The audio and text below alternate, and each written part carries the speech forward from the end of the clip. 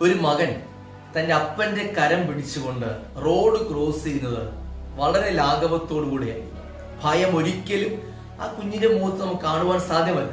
കാര്യം കുഞ്ഞ് പിടിച്ചിരിക്കുന്നത് തന്റെ അപ്പന്റെ കരത്തിലാണ്. ഇത് തന്നെയാണ് വചനം പറയുന്നത്, തികഞ്ഞ സ്നേഹം ഭയത്തെ പുറത്താക്കി കളയും.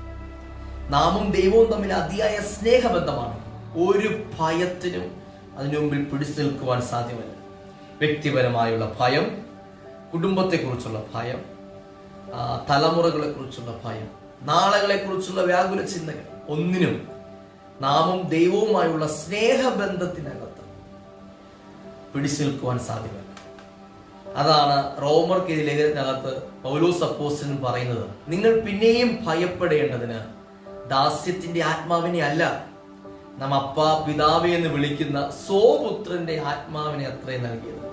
ഒരു മകൻ അപ്പൻ ബന്ധത്തിലാണ് ഞാനും നിങ്ങളും ദൈവവുമായി സമീപിക്കുന്നതെങ്കിൽ ഒരു ഭയത്തിനും അതിനു മുമ്പിൽ പിടിച്ചു നിൽക്കുവാൻ സാധ്യമല്ല. ഈ സന്ദേശം കേൾക്കുന്ന ഈ സമീപനത്തോടുകൂടി നമുക്ക് ദൈവത്തോട് അടുത്ത് വരാം.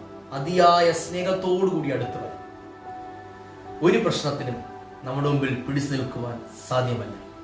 അതാണ് ന്യായാധിപതിയായ ദെബോര ഇങ്ങനെ പാടിയത്, ദൈവത്തെ സ്നേഹിക്കുന്നവൻ പ്രതാപത്തോടുകൂടി ഉദിക്കുന്ന സൂര്യനെ പോലെയാണ്. രാത്രിയുടെ കൂരിരുട്ടുകളെ ഭേദിച്ചുകൊണ്ട് അതീവ ശക്തിയോടുകൂടി ഉദിച്ചു വരുന്ന ഒരു സൂര്യനെ പോലെയാണ് ദൈവത്തെ സ്നേഹിക്കുന്നത്. അതേ, ഒരു ഇരുട്ടിനും ഒരു പ്രശ്നങ്ങൾക്കും ദൈവത്തെ സ്നേഹിക്കുന്നതിന് മുമ്പിൽ പിടിച്ചു നിൽക്കുവാൻ സാധ്യമല്ല. ഈ വിശ്വാസത്തോടുകൂടി ദൈവത്തെ സ്നേഹിക്കാം. God bless you.